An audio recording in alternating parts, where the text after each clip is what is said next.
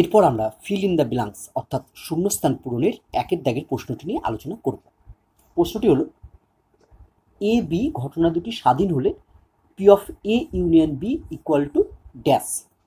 চারটে বিকল্প দেওয়া আছে, তার মধ্যে কোনটি হবে আমাদের নির্ণয় করতে হবে।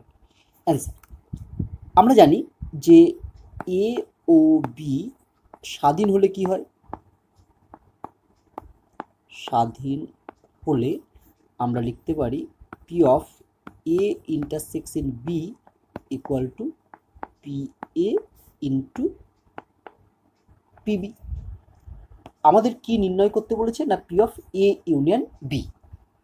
তাহলে আমরা লিখতে পারি অতএব P of A union B এর ফর্মুলা আমরা জানি কি না P of A plus P of B minus P of A intersection B equal to P of A plus P of B minus, যেহেতু এ ও বি স্বাধীন তাই P of A intersection B এর জায়গায় লিখতে পারবো P A into PB minus, তাহলে আমরা লিখছি পি এ ইন্টু পিবি।